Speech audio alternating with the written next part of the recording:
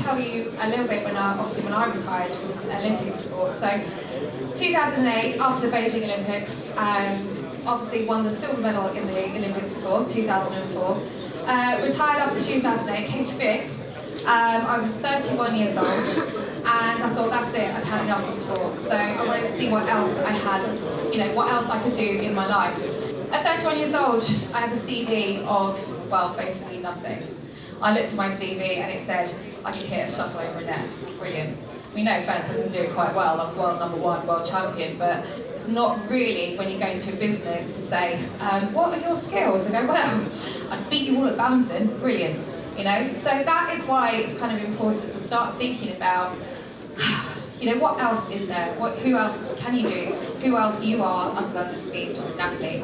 Because we all have skills, and as much as the transferable skills you have as athletes, you're great, you perform under pressure, the mentality of it, but it's also transferring that into business. So whether you're like budding entrepreneurs or whatever you go on to decide to do after sport, there is something there for everyone.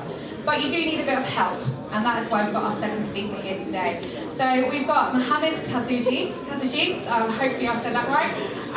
So Mohammed helps athletes with their transition, basically, their career choices for their CVs, but also the coaching and mentoring as well. So without further ado, can you put your hands together for Mohammed? Thank you very much, Gail, for the warm welcome. I want to start by taking everyone back to where you guys first started. And for some of you guys who are very young, it might be just a few months ago or just a few years ago. Once upon a time, you had a dream to make it in professional sport.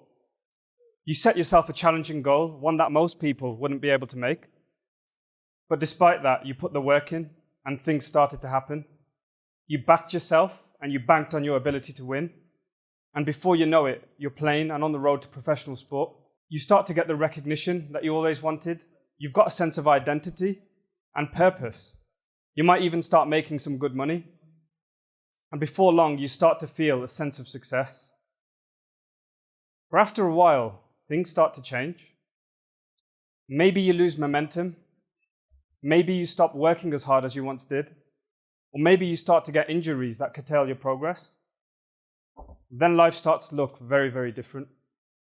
Maybe not only it's you that doubts yourself, but the doubts of people close to you, your friends and your family, that starts to ring louder and louder in your head. Now you're playing a very different game to the one you once did. Now you're not playing to win, but you're playing not to lose. Then things start to falter even more. Things don't feel as fun as they once used to. You're not as happy, and deep down you know that what you're doing just isn't it. You just don't know what's next. For some of you guys, you might have already experienced this feeling, and for others, it might be something that comes further down the line. The good news is, it doesn't have to be anything that's daunting or scary. There is a way forward, and over the course of this talk, I'll be able to tell you how you can create a career for yourself after professional sport finishes. But before we go into that, let me tell you a bit more about me and my story so you can understand where I've come from. So my name is Mohammed, and I come from a conservative Asian background. So I'm a third generation Asian. So my grandparents migrated from India to England in the 1960s. And when I was growing up, many ethnic minorities would agree, like your life is almost laid out for you. You go to school and you can't come back with anything but the best grades. Then you've got to go to uni and nothing less than a first class degree is good. And then you've got to go on and get a respectable career path. And that's not the end, that's just the beginning, because then it's all about settling down. It's about getting married, having children, paying off a mortgage. Everything's about security and stability so you can help your children do the same thing. And that's exactly what I did, because I went to uni, I graduated with a first, and here's me on my graduation day with my dad looking happy. And I was really happy because everything expected of me, I was done. I had a sense of identity that came with having a job that everyone wanted. I had a first-class degree, I had identity. And as I continued into medical sales, which is what I started doing afterwards, that recognition and that identity got stronger and stronger. But deep down, after a while, I never really felt fulfilled. I wanted more than what I currently had. I just didn't know what it was. But the problem was that I felt guilty because everything that I'd worked so hard to achieve was on the line. My parents, my friends, my family, everyone was happy with what I was doing. What if I moved into something new and I failed? What if it didn't go as well as I thought it would? What would happen then?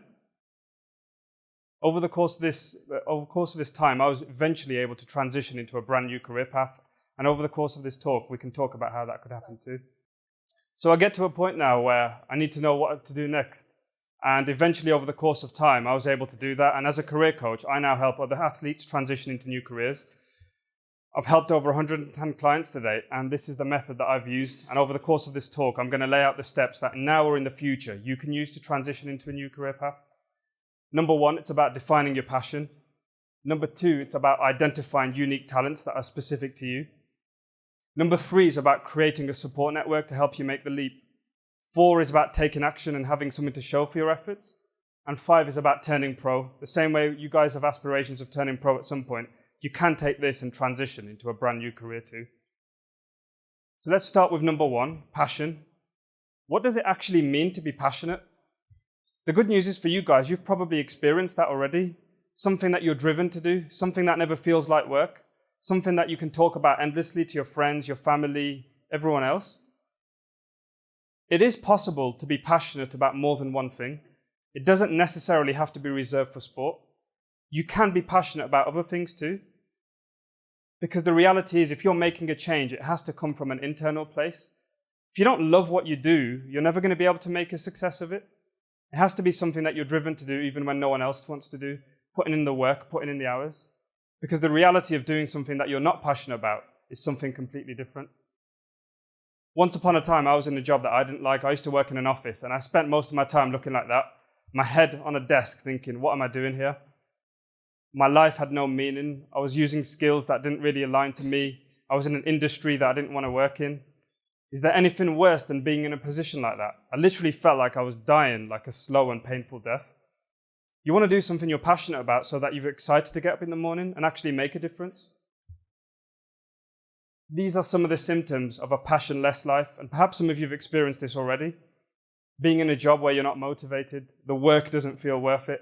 Maybe everyone around you is really excited and doing something, and you're there thinking, what am I doing here? And there's no excitement and control in your work. So the first place to start is something that truly lights you up and gets you going. And a great example of this is this guy. Anyone heard of this guy, Ross Edgley? This guy is one of the most amazing people I've ever heard of, really. Endurance sport guy, swimmer. One of the best things that he did, amongst others, he actually swam around all of Great Britain, and he never stepped foot on land the whole time. How crazy is that? This is what happened along the way. 37 jellyfish stings. There was one point that he talks about in a podcast where there was a jellyfish stuck to his face for half an hour. Imagine that. 1,792 miles covered. If you were to drive from London to Russia, that's the distance that it would be.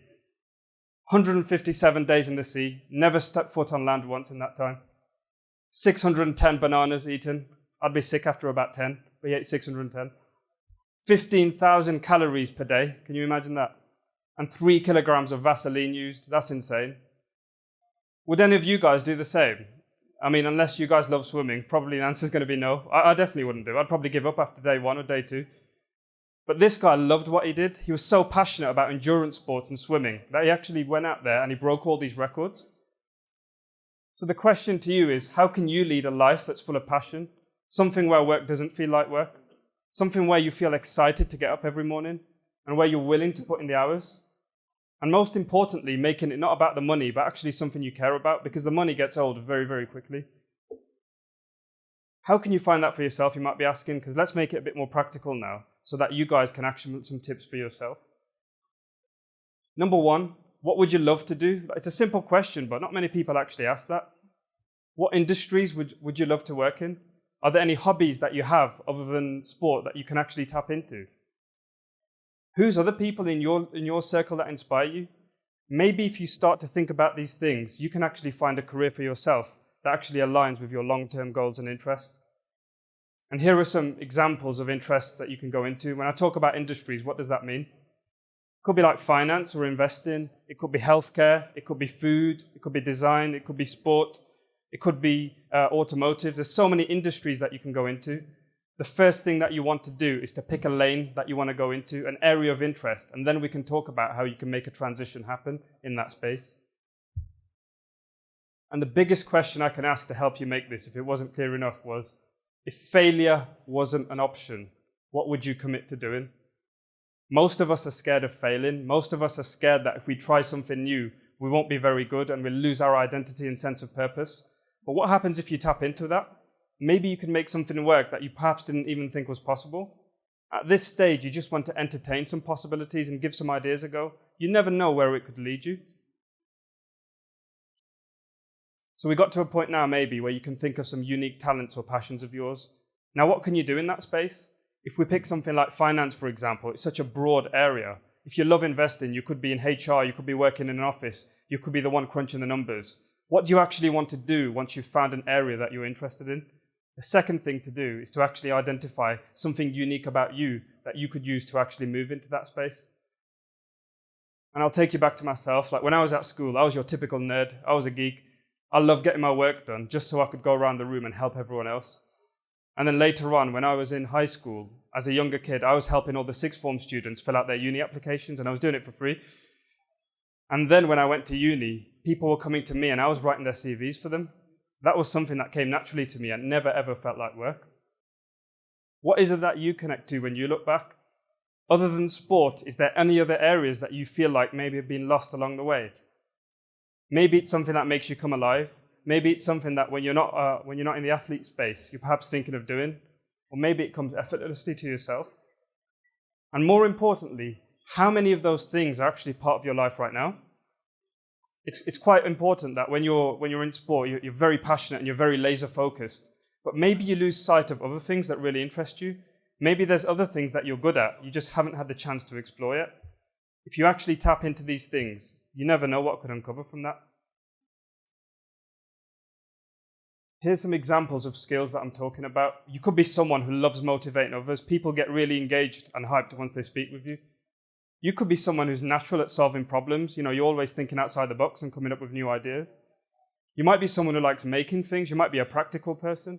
Or it might be about speaking or writing. These are just some examples of skills, and the first step is to think about which ones align to you. There might be more that I haven't even mentioned on this list. Here's a picture of me in my old job in medical sales. Now, when you think of a sales job, you probably think of someone who's got a briefcase and a suit like this, selling and doing deals. But I was actually going into hospitals, convincing surgeons to let me watch them operate on athletes. And athletes were having ACL injuries, meniscus tears, rotator cuff repairs.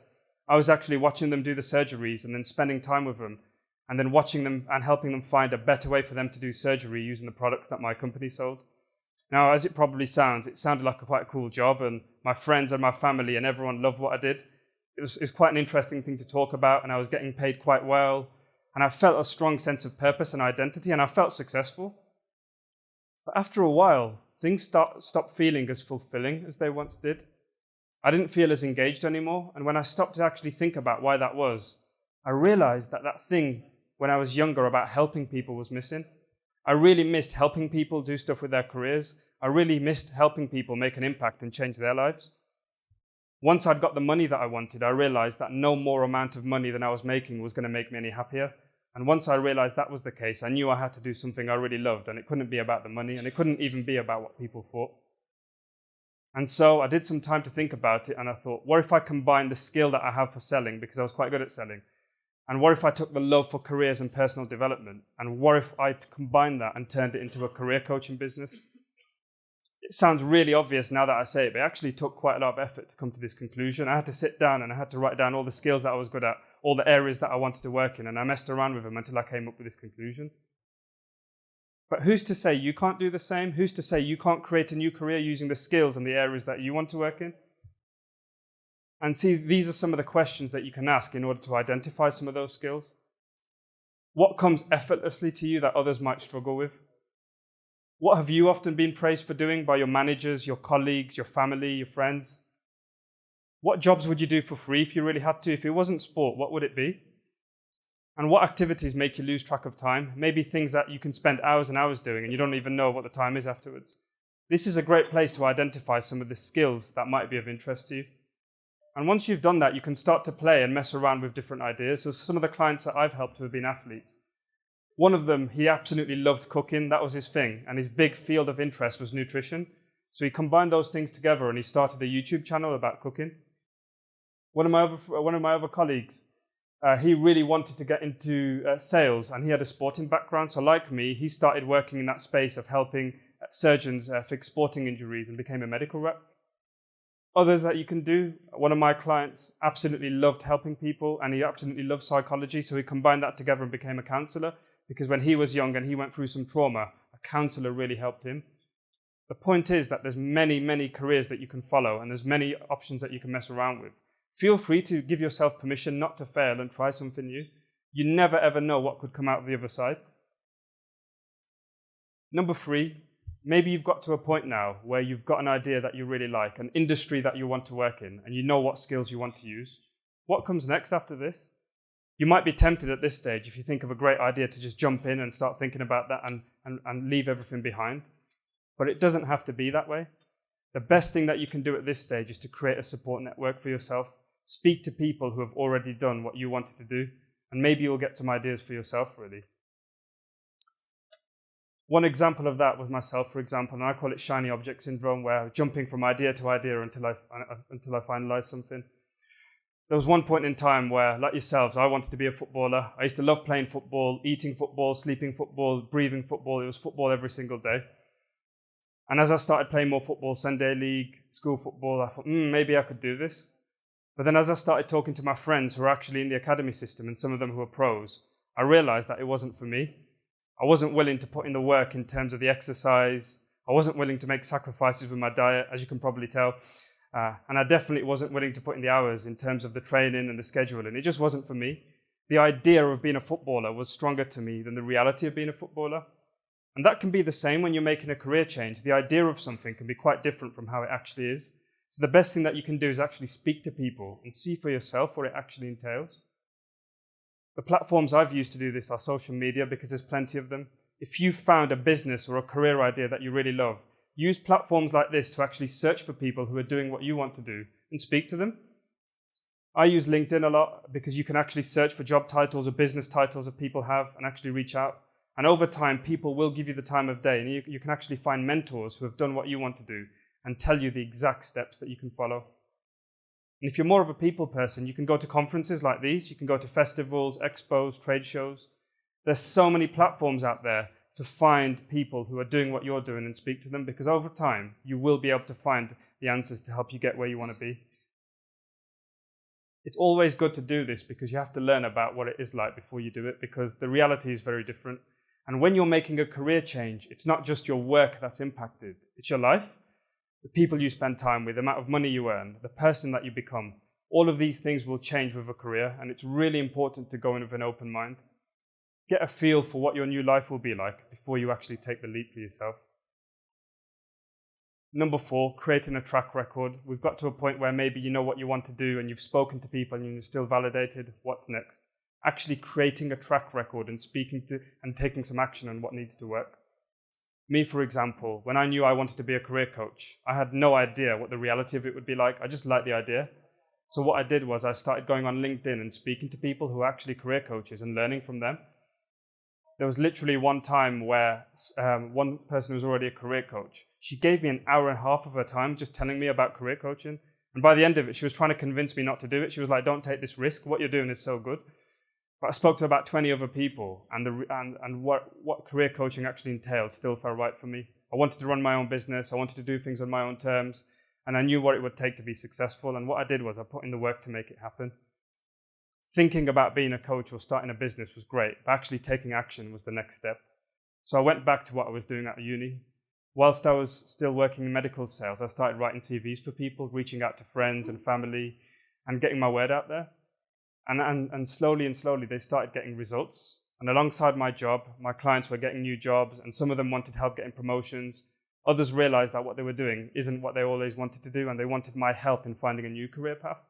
And on the back of that, I started coaching, and one client after another, my coaching business grew, and I actually started to get some reviews. And I thought, if I'm doing all this work, I might as well have something to show for it. So I set up a business, and I set up some business pages, and actually started leaving reviews, getting my clients to leave reviews. And over time, my reputation grew, and so did the idea that I could do this full time. And eventually, as I got my confidence up and I started to do more work, I thought this could be for me, and I transitioned out of my medical sales career into a full-time career coaching business. So if you get to this point in your life now where you know what you want to do, you've validated your ideas and you're ready to take action, start doing something. If writing is something that you're really good at, start some blog posts, write some articles.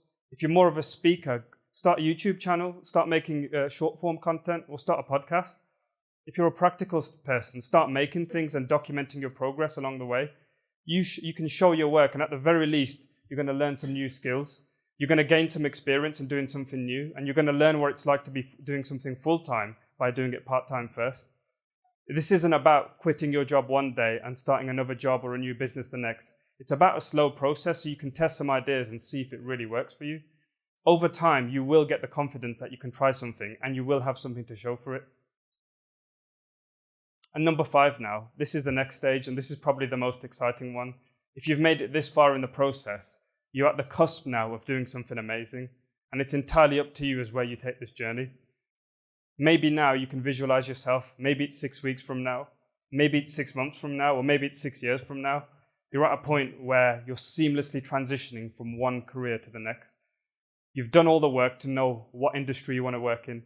You've done the work to identify what your key skills are and how they're going to align.